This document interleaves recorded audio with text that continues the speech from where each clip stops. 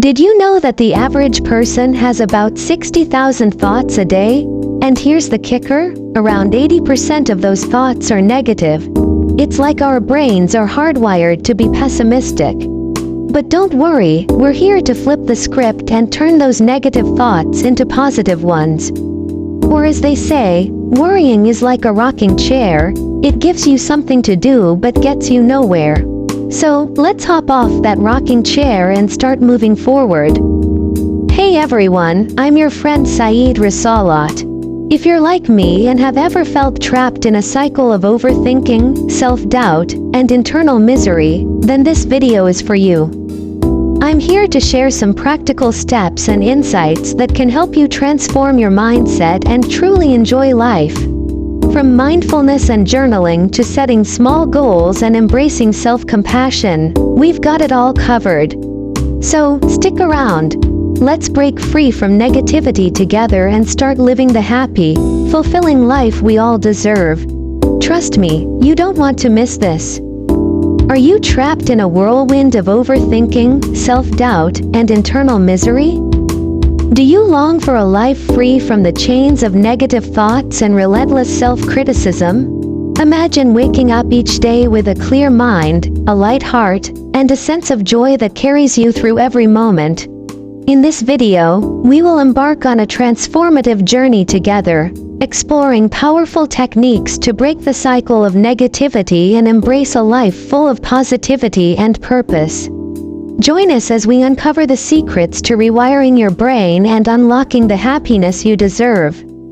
You're depressed, you've likely been prone to depression in the past, and you want to better your situation. Life changes don't happen overnight. However, you admitted to recognizing you have a problem. Even better, you're willing to work for positive change, and that's the hardest part. You're halfway there. Take it one step at a time by implementing these healthy habits. 1. Make subtle changes, action items, to your daily routine, and stick to them religiously. In the future, you will notice a drastic improvement when you reflect on where you are then versus where you are now. 2. Drink a glass of water first thing in the morning. It kickstarts your metabolism, resumes hydration, and gives you the energy to begin your day. Bonus: lemons plus warm water. Lemons are high in vitamin C, boosts your immune system, decreases wrinkles, keeps skin clear. Potassium helps control blood pressure, and pectin fiber aids weight loss. 3. Make exercise a top priority. Block off at least an hour a day for some type of movement and work your other priorities around it. Exercise is meditation in motion, one of the healthiest coping mechanisms, and the key to releasing your body's natural antidepressants. The endorphins, serotonin, and dopamine boosts act as sedatives and analgesics. Ever heard of runner's high? 4. Make time for a hobby. You've probably lost interest in everything you once liked. You won't ever feel like it, but force yourself to pick something up that you can lose yourself in. Learn an instrument, some sort of art, a foreign language. The internet is the great equalizer, so take advantage of the information it can provide. Seek out the adrenaline rush in trying something new. Get inspired and create something from scratch. Hobbies are a healthy distraction, ignites creativity, provides stress relief, and boosts confidence. The beauty of having one is that you don't need to be proficient in the hobby, you simply enjoy it. There is a saying that, once you stop learning, you start dying. Albert Einstein. When depressed, be sure to avoid 1. Alcohol and drugs. Temporarily putting yourself in a vegetative state when you have major depressive disorder is never worth the long-term damages to your brain and organs. Chances are, you won't be in the mindset to care for monitoring the amount you're drinking or taking. From case to case, it will be tempting, losing yourself for a controlled period of time, forgetting about pain, new experiences. But I can guarantee you that it will be too late for you to regret your earlier decisions when the consequences take effect. Pain of permanent organ damage, making mistakes detrimental to others while drunk or high, OD. 2. People who inadvertently make you feel worse. A few people you know probably came to mind instantly. The ones who intentionally or not, make you feel even guiltier with unhelpful suggestions and accusations. A. Just be happier, cheer up, don't think about it, don't be so dramatic, serious, sad. People who say this, again, intentionally or not, are dismissing your condition and insulting your intelligence. Hearing this will make you think, really? If it were that simple, I would have gotten better ages ago. However, since you know the other person is most likely trying to be of help, you'll probably end up staying quiet and just nodding. And now you are internally feeling even worse than you were before the conversation had begun. B. There are others worse off. This is always true and never effective. There will always be someone worse off or better off who may or may not be struggling with a disorder. Despite income, gender, lifestyle, sexuality, or religion, no one is weighing life's circumstances and choosing to suffer through depression. Someone who would tell you this will only end up making you feel ungrateful for what you do have. C. What goes around comes back around. People love thinking to themselves that bad things happen to those who inflict pain onto others. In actuality, no matter how great of a person you are, there is no guarantee you will be rewarded for it, and vice versa. The concept of deserving is a human-made one. If someone would tell you this in the first place, they aren't your friend. Cut them off. D. If you're a male, be a man, or man up. Someone who would say this to you will further make you feel emasculated. There is already a pressure in society for men to hide their weaknesses and strive for the capable, alpha male image. You already are a man, and these phrases generally say, "You're only being weak, so toughen up." E. Spending large chunks of your time with other depressed people. We're only animals, and it's natural to gravitate to others with similar behavioral traits, thought processes, and lifestyles. This will be extremely tempting because of how relatable they are, but in time, you'll find that your conversations are stuck in a loop. People who loathe themselves and spend their lives ruminating in self-doubt tend to surround themselves with others who loathe themselves. What good could that lead to? F. Starting an emotionally intimate relationship. If you are aware of your incapability of properly functioning and caring for yourself, how would you take on the responsibility of caring for another person? Never commit to a relationship when you know you aren't ready for one, no matter how badly you crave human contact. This will likely put you in a worse situation in the future and creates a detrimental effect on both people. It's always a good idea to be aware of the consequences beforehand. G. An unrealistic expectation and pressure is placed on the so. The condition that you are in places a significant pressure on the other person. Thoughts that plague them daily are, what would she do to themselves or others if I left them? I believe in them, and I have to stay to show that I can't abandon them, or else, etc.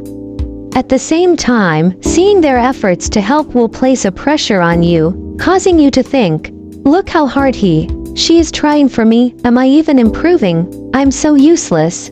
This is the beginning of an inevitably toxic relationship. It is much more likely that someone who is acting as a support system will eventually fall into the cycle of depression themselves, no matter how strong or smart they are, than it is that they would pull the other person out. You will end up further hurting yourself. The process of attachment, potential dependence, losing yourself, and having it become too much for you to handle will worsen your condition. Don't commit to a relationship for a temporary alleviation of your condition, and be wary if someone else who cannot care for themselves is seeking to develop one with you. It's incredibly selfish and irresponsible. Next, on coming to terms with yourself. 1. Practice healthy introspection. You know yourself better than anyone, and self-awareness is the key. You are obviously intelligent and do a lot of thinking already. Otherwise, you wouldn't be suffering right now. Ignorance is bliss. Gear that self-analysis to identify in concrete ways you can improve your ways, rather than despising your existence. Again, you know yourself best and are the only one who can really save yourself. Everyone else interested in helping you is only there as a support. 2. Work on learning to forgive others and yourself. Growing up, no matter how hard you tried not to hurt others, you somehow always did. Simultaneously, you may have wanted to intentionally hurt someone for whatever reason one day, and you did just that. Now, turn this logic the other way. Others who have hurt you often did so unintentionally as well, or had ulterior motives for doing so if it were intentional. It isn't something that can be helped, and the past has passed. Repetitive phrase, yes, but true. 3. On forgiving others. Make a mental note. Write it down to process your thoughts better, of every person who has ever hurt you, verbally, spiritually, physically, mentally, sexually. Recognize that forgiveness is a command. Everyone is fighting their own demons, a reality that influences their day-to-day decisions. This by no means justifies their detrimental actions, but understanding this makes forgiving them easier for your own spiritual benefit. You aren't doing this for them, but for yourself. 4. On forgiving yourself. Ask yourself, what is it that makes you feel a need to forgive yourself in the first place? Don't dwell on the mistakes, but identify the cause for negative emotions as a benchmark for how you can prevent them in the future. 5. Recognize what you want. Reconcile with the person you hurt. Avoid the person you hurt. Learn to stop blaming yourself. Move past the shame. Be at peace with your mistakes. 6. Recognize what is causing you to feel badly. Realize that what happened in your past, be it 5 minutes or 5 years ago, is not the problem. What is negatively affecting you right now is your present reaction to this past event. The sudden overthinking, the overwhelming guilt, the knot in your throat. 7. Practice mindfulness. Realize that ruminating does nothing positive for you. As soon as you catch yourself reliving negative memories and thoughts again, bring yourself to the present, and redirect your attention to something that makes you feel better, preferably an action item. A wise saying, depression is rage spread thin, G. Santayana. Important reminder, know that you are still in control of your future, and consider help. 1. Consider seeing a psychiatrist and psychologist. Swallow your pride and think about seeing a professional for both the chemical and mental aspects of what you are going through. You likely have a chemical imbalance. What you're experiencing isn't curable, but it's manageable with treatment. It also isn't weakness to ask for help, but rather a courageous first step. Since the system is still a business, I'm skeptical about the pros and cons, but you weigh the options and decide what is best for you, whether you explore or commit to a program, therapy, or medication. 2. On antidepressant medication. Taking medication is only a temporary boost and can be like drinking coffee when you have a fever. You don't feel better and are only more aware that you don't feel better. However, depression is an extremely complex disease and you may need it. It doesn't cure conditions, it changes brain chemistry. I believe it is best to leave the medical advice for physicians to provide. Generally, people accept medication when they are desperate enough for any solution and any hope offered will be accepted, but responses are different for everyone, and results may or may not be beneficial to you. A. Pros. Alleviated depression symptoms, subtle, but noticeable. The push for you to do things you would never be able to do before using them, smiling, getting out of bed, brushing teeth, taking showers, talking, increased efficiency of psychotherapy, recommended to pair counseling, therapy with taking medication. Some swear antidepressants saved them. B. Cons. Weight gain, which could lead to more problems. Slow benefits. Medication is generally tapered over months. Medication may be changed repeatedly in search of the most effective dosage medication combination. You will likely feel less like yourself and more like a robot. Doctors don't seem to know what they are doing. Society still knows little about mental disorders. Possible mere placebo effect. Pharmaceutical industry is a business. Zero sex drive and other sexual problems. Increased suicidal thoughts. Increased anxiety, fatigue, nausea, insomnia, dizziness. Stigma that comes when others find out you are taking them. No guarantees. C. Pharmaceutical companies have had high successes in overcoming physical illnesses of less complex organs, but nobody really knows the first thing about treating the brain, our most delicate possession. Keep this in mind if you've reached the point of considering or taking antidepressants. There is a saying that depression is the inability to construct a future, RMA. Massive respect to you and anyone here suffering with depression. It says a lot about you, knowing that you are still here and fighting today. Defy all negativity, and absorb all positivity like your life depends on it. Internal motivation is the most unfair advantage a human can have. And sometimes external motivation is the push that we need. Take your time, heal, and learn to love yourself, no matter how many years it may take. You're worth it. Best of luck. You've taken the first step towards a brighter, more fulfilling life. Remember, change doesn't happen overnight, but with patience and persistence, you can transform your mindset and break free from negativity. Thank you for watching and being part of this journey. If you found this video helpful, don't forget to like, subscribe, and hit the notification bell for more content on mental health and self-improvement.